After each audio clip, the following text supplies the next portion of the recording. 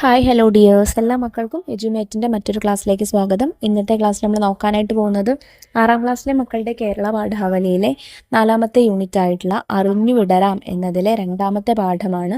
ആദ്യത്തെ പറക്കൽ എന്നുള്ള ഒരു കഥയും അതിലെ മുഴുവൻ പ്രവർത്തനങ്ങളുമാണ് കേട്ടോ ചെയ്തു നോക്കുന്നത്. ക്ലാസ്സിലേക്ക് കടക്കുന്നതിന് മുന്നായി ചാനൽ ആദ്യമായി കാണുന്നവരാണെങ്കിൽ ഒന്ന് സബ്സ്ക്രൈബ് ചെയ്ത് സപ്പോർട്ട് ചെയ്യാൻ മറക്കരുത്. അതുപോലെ വീഡിയോ നിങ്ങളുടെ കൂട്ടുകാരിലേക്ക് കൂടെ ഒന്ന് ഷെയർ ചെയ്ത് കൊടുക്കണേ. അപ്പോൾ ശരി, നമുക്ക് നേരെ ക്ലാസ്സിലേക്ക് കടക്കാം.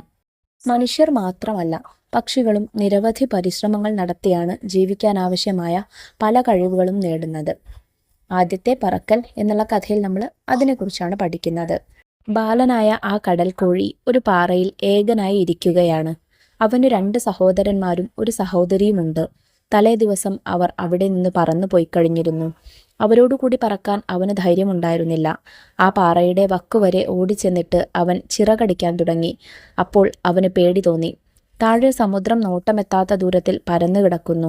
അതിലെത്തുവാൻ വളരെയധികം ദൂരമുണ്ടെന്ന് അവൻ വിചാരിച്ചു. ഈ യാത്രയിൽ തൻ്റെ ചിറകുകൾ തനിക്കുതകുന്നതല്ലെന്നായിരുന്നു അവൻ്റെ ദൃഢമായ വിശ്വാസം.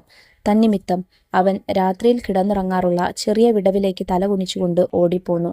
അവൻ്റേതിനോളം നീണ്ടവയല്ലാത്ത ചിറകുകളുള്ള ജ്യേഷ്ഠന്മാരും കൊച്ചു സഹോദരിയും പാറയുടെ വക്കിലേക്ക് ഓടിച്ചെന്ന് ചിറകടിച്ചു പറന്നുപോയത് അവൻ കണ്ടതാണ്. അപ്പോൾ പോലും അത്യധികം സാഹസികമായി തോന്നിയിരുന്ന കീഴോട്ടുള്ള ചാട്ടത്തിനു വേണ്ട ധൈര്യം അവനിൽ ജനിച്ചില്ല. അവൻ്റെ മാതാപിതാക്കൾ അവിടെ വന്ന് അവൻ്റെ ചുറ്റും പറന്നുകൊണ്ടിരുന്നു. അവർ ഉറക്കെ അവനെ വിളിച്ചു, ശാസിച്ചു. പറന്നില്ലെങ്കിൽ അവിടെ തനിച്ചു പട്ടിണി കിടന്ന് ചാകുമെന്ന് ഭയപ്പെടുത്തി. പക്ഷേ ജീവരക്ഷാർത്ഥം പോലും പറക്കാൻ തനിക്ക് സാധിക്കുന്നതല്ലെന്ന് അവന് വിചാരമുണ്ടായിരുന്നത് പോലെ തോന്നി. തലേ ദിവസം പകൽ മുഴുവനും അവൻ്റെ അച്ഛനമ്മമാരും സഹോദരന്മാരും ഒന്നിച്ച് ചുറ്റിപ്പറക്കുന്നത് അവൻ കണ്ടിരുന്നു. മൂത്ത ചേട്ടൻ ഒരു ഫെറിൻ മത്സ്യത്തെ പിടിക്കുന്നതും അതിനെ വിഴുങ്ങുന്നതും മാതാപിതാക്കൾ അഭിമാനം സൂചിപ്പിക്കും വിധം കരഞ്ഞുകൊണ്ട് അവനെ വട്ടമിടുന്നതും അവനൊരു പാറയിൽ നിന്ന് കാണുകയുണ്ടായി. അന്ന് രാവിലെ മുഴുവൻ താനിരുന്ന പാറയ്ക്കെതിരെയുള്ളൊരു പാറയുടെ മധ്യത്തിലെ വലിയ സമതലത്തിൽ നടന്നുകൊണ്ട് ആ കുടുംബക്കാരെല്ലാം തൻ്റെ ഭീരുത്വത്തിന് തന്നെ കുറ്റം പറയുന്നതും കൂടി അവൻ കേൾക്കാതിരുന്നില്ല. ആ പാറയുടെ അടുത്ത് തപ്പിയപ്പോൾ ഒരിത്തിരി ആഹാരം പോലും അവിടെ അവശേഷിച്ചിരുന്നില്ല. ഒരു സ്ഥലവും അവൻ അന്വേഷണത്തിൽ നിന്ന് ഒഴിച്ചിട്ടിരുന്നില്ല. അവനും സഹോദരന്മാരും സഹോദരിയും മുട്ടയിൽ നിന്ന് പുറത്തു വന്നപ്പോൾ കിടന്ന പരുപരുത്തതും അഴുക്കു നിറഞ്ഞതുമായ വൈക്കോൽ കൂട്ടിൽ പോലും അവൻ തിരയുകയുണ്ടായി. പുള്ളികളോടുകൂടിയ മുട്ടത്തോടിൻ്റെ ഉണങ്ങിയ കഷ്ണങ്ങൾ കൊത്തി തിന്നു നോക്കി. അവനപ്പോൾ സ്വന്തം ശരീരത്തിൻ്റെ അംശം തിന്നുന്നത് പോലെയാണ് തോന്നിയത്. പാറയുടെ ചാരനിറമായിരുന്നു അവൻ്റെയും. അവൻ കൂടിൻ്റെ ഒരറ്റം മുതൽ മറ്റേതുവരെ ലാത്തി നടന്നു നോക്കി. പറക്കാതെ മാതാപിതാക്കന്മാരുടെ സമീപത്തെത്തുവാനുള്ള മാർഗം ആലോചിച്ചുകൊണ്ട് അങ്ങനെ തൻ്റെ ചാറ് നിറമുള്ള നീണ്ട കാലുകൾ ലളിതമായി നിലത്തുകുത്തി അവൻ നടന്നു. പക്ഷേ അവൻ്റെ ഓരോ വശത്തും കീഴിൽ സമുദ്രമുള്ള കിഴുക്കാൻ തൂക്കായ ചെരിവിൽ ആ പാറ അവസാനിച്ചിരുന്നു. അവൻ്റെയും മാതാപിതാക്കന്മാരുടെയും ഇടയ്ക്ക് അഗാധവും വീതിയേറിയതുമായ ഒരു ഗർത്തമുണ്ടായിരുന്നു. പാറയുടെ വക്കത്ത് സാവധാനം അവൻ നടന്നു. അനന്തരം ഒരു കാൽ ചിറകിനടിയിൽ ഒളിച്ചുവെച്ച് ഒറ്റക്കാലിൽ നിന്നുകൊണ്ട് ഒറ്റ കണ്ണടച്ചു വെച്ച് ഉറങ്ങുന്ന ഭാവം അഭിനയിച്ചു. എന്നിട്ടും അവർ കണ്ട ഭാവം കാണിച്ചില്ല. സ്വന്തം തല കഴുത്തിൽ ചായ്ച്ചു വെച്ച് ചേട്ടന്മാരും സഹോദരിയും ആ സമതലത്തിൽ മയങ്ങിക്കിടക്കുന്നത് അവൻ കാണുകയുണ്ടായി. തൻ്റെ വെളുത്ത മുതുകത്തുള്ള തൂവലുകൾ ചിക്കി ഒതുക്കിക്കൊണ്ട് പിതാവ് അവിടെ ഇരിപ്പുണ്ടായിരുന്നു. അവൻ്റെ മാതാവ് മാത്രമേ അവനെ നോക്കിക്കൊണ്ടിരുന്നുള്ളൂ. ആ സമതലത്തിലെ ഒരു ചെറിയ മേടിൽ തൻ്റെ വെളുത്ത നെഞ്ച് മുന്നോട്ടുന്തിച്ചുകൊണ്ടാണ് അവൾ നിന്നിരുന്നത്.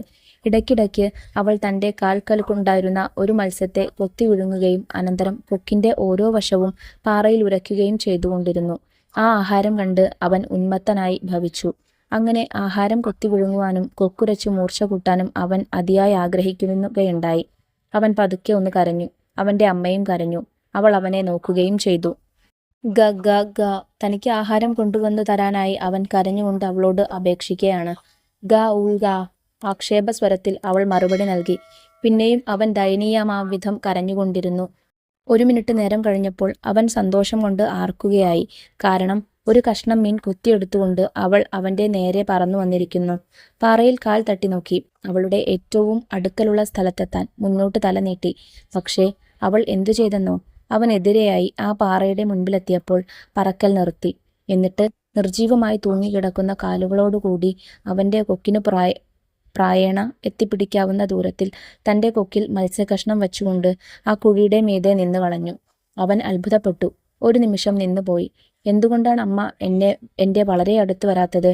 അവൻ സ്വയം ചോദിച്ചു.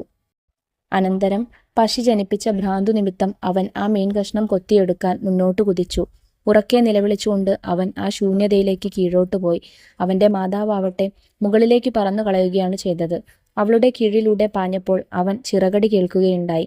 പിന്നെ ഭീമമായ ഭയം അവനെ പിടികൂടി. ഇതൊരു നിമിഷം മാത്രമേ നിലനിന്നുള്ളതാണോ? അടുത്ത നിമിഷത്തിൽ തന്റെ ചിറകുകൾ പുറത്തേക്ക് പരക്കുന്നു എന്ന് അവൻ അറിഞ്ഞു. അവന്റെ നെഞ്ചിലെ തൂവലുകളുടെ നേർക്കും ദ്രുതഗതിയിൽ കാറ്റടിച്ചു. തന്റെ ചിറകുകളുടെ അഗ്രങ്ങൾ വായുവിനെ വെട്ടിക്കൊണ്ടു പോകുന്നു എന്ന് അവന് മനസ്സിലായി. അപ്പോൾ അവൻ കീഴോട്ട് വേഗം വീഴുകയുണ്ടായില്ല. ഭയം അവനെ വിട്ടകന്നു. അല്പം തലകറക്കം മാത്രമേ തോന്നിയിരുന്നുള്ളൂ. പിന്നീട് ഒരിക്കൽ കൂടി അവൻ ചിറകടിച്ചു. പിന്നെയും അവൻ ഉയർന്നു, നെഞ്ചുപൊക്കി, കാറ്റിനെതിരായി പറന്നു, ചെരിഞ്ഞു പറന്നു. ഗ ഗ ഗ ഗ ഗ ഗ ഊലാ. ചിറകുകളടിച്ചു വലിയ ഒച്ച പുറപ്പെടുവിച്ചുകൊണ്ട് അവന്റെ മാതാവ് അവനെ കടന്നു പറന്നുപോയതാണ്. മറ്റൊരു കരച്ചിൽ മുഖേന അവൻ അവളോട് സംസാരിച്ചു. തുടർന്ന് പിതാവ് കരഞ്ഞുകൊണ്ട് അവന്റെ തലയ്ക്കുമീതെ പറന്നുപോയി. അതിനുശേഷം സഹോദരന്മാരും സഹോദരിയും പൊങ്ങുകയും താഴുകയും ചാടുകയും ചെയ്തുകൊണ്ട് അവന് ചുറ്റും പറക്കുകയും ചെയ്തു. ഒരു കാലത്ത് തനിക്ക് പറക്കാൻ സാധിച്ചിരുന്നില്ലെന്നുള്ള സംഗതി അപ്പോൾ അവൻ വിസ്മരിച്ചു കഴിഞ്ഞിരുന്നു. ഉറക്കെ നിലവിളിച്ചുകൊണ്ട് അവൻ പൊങ്ങുവാൻ തുടങ്ങി, താഴുവാൻ തുടങ്ങി, കുതിച്ചു ചാടുവാനും. അവൻ ആ സമയം സമുദ്രത്തിന് സമീപത്തെത്തിയിരുന്നു. സമുദ്രത്തിന്റെ മീതെ മുന്നോട്ട് അവൻ പറന്നു. വിസ്താരമേറിയ ഒരു പച്ചക്കടലും അതിനു മീതെയുള്ള ചലിക്കുന്ന മേടുകളും അവൻ താഴെ കണ്ടു. ഇതുകണ്ട് ഒരു വശത്തേക്ക് കൊക്കു ചെരിച്ചു വെച്ച് അവൻ വിനോദപൂർവ്വം ഒന്ന് കരഞ്ഞു. ആ പച്ചത്തറയിൽ അവന്റെ മുൻപിലായി മാതാപിതാക്കന്മാരും സോദരന്മാരും സോദരിയും ഇറങ്ങിയിരിപ്പുണ്ടായിരുന്നു. ഉറക്കെ കരഞ്ഞ് അവനെ അവർ വിളിച്ചു. അവൻ കാലുകൾ കീഴോട്ടിടുകയായി ആ പച്ചക്കടലിൽ നിൽക്കാൻ. അതിൽ അവന്റെ കാലുകൾ താണു. അവൻ പേടിച്ച് നിലവിളിച്ചു പോയി. വീണ്ടും ഉയരുവാൻ അവൻ ചിറകടിച്ചുകൊണ്ട് ശ്രമിച്ചു. എന്നാൽ പട്ടിണി കൊണ്ടും വിചിത്രമായ ആ കായികാഭ്യാസങ്ങൾ കൊണ്ടും വളരെ ക്ഷീണിച്ചിരുന്നതിനാൽ അവൻ ഉയരാൻ കഴിഞ്ഞില്ല. അവന്റെ കാലുകൾ ആ പച്ചക്കടലിൽ താണുപോയി. വയറു ചെന്ന് അതിൽ മുട്ടി നിന്നു. പിന്നെ അവൻ താണുപോയില്ല. അതിലങ്ങനെ പൊങ്ങിക്കിടന്നു.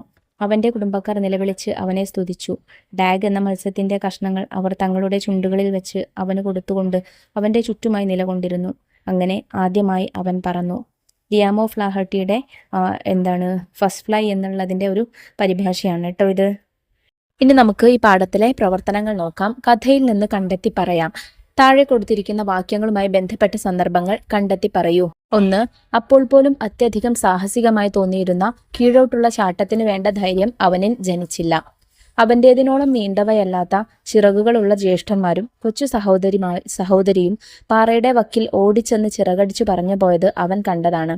അപ്പോൾ പോലും അത്യധികം സാഹസികമായി തോന്നിയിരുന്ന കീഴോട്ടുള്ള ചാട്ടത്തിന് വേണ്ട ധൈര്യം അവനിൽ ജനിച്ചില്ല. 2. അവനപ്പോൾ സ്വന്തം ശരീരത്തിന്റെ അംശം തിന്നുന്നതുപോലെയാണ് തോന്നിയത്. പറക്കാനുള്ള ഭയം കാരണം ഭക്ഷണം തേടി പോകാതെ ഇരുന്ന ബാലനായ കടൽക്കാക്കയ്ക്ക് വിശക്കാൻ തുടങ്ങിയപ്പോൾ അവനിരുന്ന പാറയുടെ അടുത്ത് അന്വേഷിക്കാൻ ആരംഭിച്ചു. എന്നാൽ അവനൊന്നും തന്നെ തിന്നാൻ കിട്ടിയില്ല. അവനും സഹോദരിമാരും മുട്ടയിൽ നിന്ന് പുറത്തു വന്നപ്പോൾ കിടന്ന പരുപരത്തതും അഴുക്കു നിറഞ്ഞതുമായ വൈക്കോൽ കൂട്ടത്തിൽ പോലും അവൻ ഭക്ഷണത്തിനായി തിരഞ്ഞു. പുള്ളികളോടുകൂടിയ ആ മുട്ടത്തോടിന്റെ ഉണങ്ങിയ കഷ്ണങ്ങൾ കൊത്തി തിന്നു നോക്കിയപ്പോൾ അവന് സ്വന്തം ശരീരത്തിന്റെ അംശം തിന്നുന്നത് പോലെയാണ് തോന്നിയത്. 3. 1 മിനിറ്റ് നേരം കഴിഞ്ഞപ്പോൾ അവൻ സന്തോഷം കൊണ്ട് ആർക്കുകയായി. തനിക്ക് കഴിക്കാൻ ഭക്ഷണത്തിനായി ബാലനായ കടൽക്കാക്ക കരയാൻ തുടങ്ങി. അമ്മക്കാക്കയോടുള്ള അപേക്ഷയായിട്ടാണ് അവൻ കരയാൻ തുടങ്ങിയത്. 1 മിനിറ്റ് നേരം കഴിഞ്ഞപ്പോൾ ഒരു കഷ്ണം മീൻ കൊത്തിയെടുത്തുകൊണ്ട് അമ്മ കടൽക്കാക്ക തന്റെ നേരെ പറന്നു വരുന്നത് കണ്ടപ്പോൾ അവൻ സന്തോഷം കൊണ്ട് ആർക്കുകയായി. 4. അവൻ അത്ഭുതപ്പെട്ടു. ഒരു നിമിഷം നിന്നുപോയി. ഭക്ഷണവുമായി തനിക്ക് നേരെ പറന്നു വന്നിരുന്ന അമ്മ കടൽക്കാക്ക പാറയുടെ മുൻപിലെത്തിയപ്പോൾ പറക്കൽ നിർത്തി. എന്നിട്ട് നിർജീവമായി തൂങ്ങിക്കിടക്കുന്ന കാലുകളോടുകൂടി അവന്റെ കൊക്കിന് പ്രായേണ എത്തിപ്പിടിക്കാവുന്ന ദൂരത്തിൽ തന്റെ കൊക്കിൽ മത്സ്യകഷ്ണം വെച്ചുകൊണ്ട് ആ കുഴിയുടെ മീതെ നിന്നു കളഞ്ഞത് കണ്ടപ്പോൾ അവൻ അത്ഭുതപ്പെട്ട് ഒരു നിമിഷം നിന്നുപോയി. 5. അവന്റെ നെഞ്ചിലെ തൂവലുകളുടെ നേർക്കും ദ്രുതഗതിയിൽ കാറ്റടിച്ചു. വിശപ്പ് കൂടിയപ്പോൾ ആ നിമിഷം മീൻ കഷ്ണത്തിനായി അവൻ മുന്നോട്ട് കുതിച്ചു. ഉറക്കെ നിലവിളിച്ചുകൊണ്ട് അവൻ ആ ശൂന്യതയിലേക്ക് കീഴോട്ട് പോയി. അവന്റെ മാതാവ് ആകട്ടെ മുകളിലേക്ക് പറന്നുയരുകയാണ് ചെയ്തത്. അവളുടെ കീഴിലൂടെ പറന്നപ്പോൾ അവന് ചിറകടി കേൾക്കുകയുണ്ടായി. പിന്നെ ഭീമമായ ഭയം അവനെ പിടികൂടി. ഇതൊരു നിമിഷം മാത്രമേ നിലനിന്നുള്ളതാനും. അടുത്ത നിമിഷത്തിൽ തന്റെ ചിറകുകൾ പുറത്തേക്ക് പരക്കുന്നത് അവൻ അറിഞ്ഞു. അവന്റെ നെഞ്ചിലെ തൂവലുകൾക്ക് നേർക്കും ദ്രുതഗതിയിൽ കാറ്റടിച്ചു. 6. ഇത് കണ്ട് ഒരു വശത്തേക്ക് കൊക്കു ചെരിച്ചു വെച്ച് അവൻ വിനോദപൂർവ്വം ഒന്ന് കരഞ്ഞു. ഒരു കാലത്ത് തനിക്ക് പറക്കാൻ സാധിച്ചിരുന്നില്ലെന്ന സംഗതി അവൻ വിസ്മരിച്ചു കഴിഞ്ഞിരുന്നു. ഉറക്കെ നിലവിളിച്ചുകൊണ്ട് അവൻ പൊങ്ങുവാൻ തുടങ്ങി, കുതിച്ചു ചാടാനും. അവൻ ആ സമയം സമുദ്രത്തിന് സമീപത്തെത്തിയിരുന്നു. സമുദ്രത്തിന്റെ മീതെ മുന്നോട്ട് അവൻ പറന്നു. വിസ്താരമേറിയ പച്ചക്കടലും അതിനു മീതെയുള്ള ചലിക്കുന്ന മേടുകളും അവൻ താഴെ കണ്ടു. ഇത് കണ്ട് ഒരു വശത്തേക്ക് കൊക്ക് ചരിച്ചു വെച്ച് അവൻ വിനോദപൂർവ്വം ഒന്ന് കരഞ്ഞു. 7 അവന്റെ കുടുംബക്കാർ നിലവിളിച്ച് അവനെ സ്തുതിച്ചു. അവന്റെ കാലുകൾ ആ പച്ചക്കടലിൽ താണുപോയി. വയറു ചെന്ന് അതിൽ മുട്ടി നിന്നു. പിന്നെ അവൻ താണുപോയില്ല. അതിലങ്ങനെ പൊങ്ങിക്കിടന്നു. അവന്റെ കുടുംബക്കാർ നിലവിളിച്ച് അവനെ സ്തുതിച്ചു. അടുത്ത ചോദ്യം നോക്കൂ മക്കളെ. പറക്കാൻ തുടങ്ങുമ്പോൾ നേരമായി നിനക്കു ജീവിക്കാൻ നേരം ഇന്നു തിരക്കുകൂട്ടുന്നു. കടമ്മനിട്ട രാമകൃഷ്ണന്റെ കോഴി എന്ന കവിതയിലെ 2 വരികളാണ്. മുകളിൽ കൊടുത്ത കവിതാഭാഗം ഈ കഥയിലെ കുഞ്ഞു കടൽക്കോഴിയുടെ ആദ്യത്തെ പറക്കലുമായി എങ്ങനെയെല്ലാം യോജിക്കുന്നു? ഭയം ഉപേക്ഷിച്ച് വിജയത്തിലേക്ക് പറന്നുയരാൻ ബാലനായ കോഴിക്ക് സാധിച്ചതെങ്ങനെ? ആരെല്ലാം അവന് പിന്തുണ നൽകി? എങ്ങനെയാണ് അവരവനെ പിന്തുണച്ചത്? ക്ലാസ്സിൽ ചർച്ച ചെയ്യൂ. നിങ്ങളുടെ നിരീക്ഷണങ്ങളും ചർച്ചയിലൂടെ വ്യക്തമായ കാര്യങ്ങളുമെല്ലാം ചേർത്ത് ഈ കഥയ്ക്ക് ഒരു ആസ്വാദനക്കുറിപ്പ് എഴുതൂ. വളരെ മനോഹരമായിട്ടുള്ള ഒരു ചോദ്യമാണ്. നിങ്ങൾക്ക് പരീക്ഷയ്ക്ക് പ്രതീക്ഷിക്കാവുന്ന വളരെ ഇമ്പോർട്ടൻ്റ് ആയിട്ടുള്ള ഒരു ക്വസ്റ്റ്യൻ ആണ് കേട്ടോ. അതുകൊണ്ട് ആസ്വാദനക്കുറിപ്പ് എഴുതി തരുന്നതിലെ പോയിന്റ്സ് ഒക്കെ ശ്രദ്ധയോട് കൂടിയിട്ട് നല്ല വ്യക്തമായിട്ട് മനസ്സിലാക്കി വെച്ചോളൂ. ഞാൻ എഴുതി തരാം. കടമ്മനിട്ടയുടെ കോഴി എന്ന കവിത കുഞ്ഞിക്കോഴികളെ സ്വയം പര്യാപ്തരാക്കുന്നതിനെ കുറിച്ച് പറയുന്നു. എന്നും മാതാപിതാക്കളുടെ തണലിൽ നിൽക്കാനാവില്ല. ഒരു പ്രായമാകുമ്പോൾ നമ്മൾ സ്വന്തമായി ഭക്ഷണം കണ്ടെത്താനും നമ്മുടെ മുന്നിലെത്തുന്ന പ്രതിസന്ധികളെ ഒറ്റയ്ക്ക് നേരിടാനും പഠിച്ചിരിക്കണം. എന്തെല്ലാം വിപത്തുകളാണ് തൻ്റെ കുഞ്ഞിനു മേലെ വരാനിരിക്കുന്നത്, അതിൽ നിന്ന് സ്വയം സംരക്ഷിക്കേണ്ടത് എങ്ങനെയെല്ലാമാണ് എന്നെല്ലാം തള്ളക്കോഴി കുഞ്ഞുങ്ങൾക്ക് പറഞ്ഞു കൊടുക്കുന്നു. തള്ളക്കോഴിക്ക് മാതാപിതാക്കളിൽ നിന്ന് കൈമാറി കിട്ടിയ അറിവുകളാണ് ഇവയൊക്കെയും. നേരമായി നിനക്കു ജീവിക്കാൻ നേരം ഇന്നു തിരക്കുകൂട്ടുന്നു. ജീവിതത്തിന്റെ ഒരു ഘട്ടമെത്തുമ്പോൾ സ്വയം പര്യാപ്തമാവേണ്ടതിന്റെ അനിവാര്യത വ്യക്തമാകുന്നു. ഭൂമിയിലെ എല്ലാ ജീവജാലങ്ങളും അങ്ങനെ തന്നെയാണ്. സമയം വളരെ വേഗതയിൽ പോയിക്കൊണ്ടിരിക്കുകയാണ്. നേരിടേണ്ടി വരുന്ന പ്രയാസങ്ങളും സാഹചര്യങ്ങളും തയ്യാറായി കഴിഞ്ഞു. അതിനു മുൻപേ കുഞ്ഞുങ്ങളെ, നിങ്ങൾ സ്വയം പര്യാപ്തരായിരിക്കണം എന്നാണ് തള്ളക്കോഴി പറയുന്നത്. കോഴിയുടെ ഇതേ വാക്കുകൾ തന്നെയാണ് ആദ്യത്തെ പറക്കൽ എന്ന കഥയിൽ കാണാൻ കഴിയുന്നത്. കടൽക്കോഴി പറക്കേണ്ട സമയമായിരിക്കുന്നു, പറന്നുപോയി സ്വന്തമായി ഭക്ഷണം കണ്ടുപിടിക്കേണ്ട സമയമായിരിക്കുന്നു എന്ന് അവന്റെ കുടുംബം മനസ്സിലാക്കുന്നു. ബാലനായ കടൽക്കോഴി പറക്കാൻ ഭയപ്പെടുന്നുവെങ്കിലും അവന്റെ മാതാപിതാക്കളും സഹോദരങ്ങളും അവനെ കൈയൊഴിയുന്നില്ല. പല രീതികളിൽ അവനോട് പറക്കാൻ നിർബന്ധിക്കുകയാണ്. അവസാനം പറക്കുന്നതുവരെ അവർ ശ്രമം തുടർന്നുകൊണ്ടേയിരുന്നു. കടമ്മനിട്ടയുടെ കോഴി എന്ന കവിത സ്വയം സംരക്ഷിക്കേണ്ടതിന്റെ അനിവാര്യത കുഞ്ഞിക്കോഴികൾക്ക് വിശദമാക്കി നൽകുമ്പോൾ സ്വയം പര്യാപ്തമാകേണ്ടതിന്റെ ആവശ്യകത ബാലനായ കടൽക്കോഴിക്ക് സഹോദരങ്ങളും മാതാപിതാക്കളും മനസ്സിലാക്കി കൊടുക്കുന്നു. കടമ്മനിട്ടയുടെ കവിതയും ലിയാം ഓഫ് ലാഹട്ടിയുടെ കഥയും പറയുന്ന വിഷയം ഒന്നു തന്നെയാണ്. അവസാനത്തെ ചോദ്യം ചിത്രകഥയിലേക്ക്. ആദ്യത്തെ പറക്കൽ എന്ന കഥയിലെ വിവിധ സന്ദർഭങ്ങൾ ചിത്രങ്ങളാക്കുക. അവയെ സംഭാഷണങ്ങൾ ചേർത്ത് ഒരു ചിത്രകഥയാക്കി മാറ്റൂ. അതിനെ ഒരു ഡിജിറ്റൽ ചിത്രകഥയാക്കി മാറ്റാമോ ശ്രമിക്കൂ.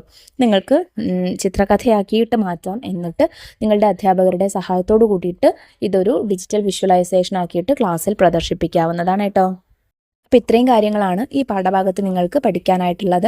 പാഠഭാഗവും അതിൽ ചെയ്ത പ്രവർത്തനങ്ങളൊക്കെ എല്ലാ മക്കൾക്കും മനസ്സിലായിട്ടുണ്ടെന്ന് വിശ്വസിക്കുന്നു. വീഡിയോ ഉപകാരപ്രദമായിട്ടുണ്ടെങ്കിൽ നിങ്ങളുടെ കൂട്ടുകാരിലേക്കൂടെ നമ്മുടെ ക്ലാസ് ഒന്ന് ഷെയർ ചെയ്ത് കൊടുക്കാൻ മറക്കരുത്. അതുപോലെ 6ാം ക്ലാസ്സിലെ മറ്റു വിഷയങ്ങളുടെ വീഡിയോസിന് വേണ്ടി ചാനൽ ഒന്ന് സബ്സ്ക്രൈബ് ചെയ്ത് വയ്ക്കാനും മറക്കരുത്.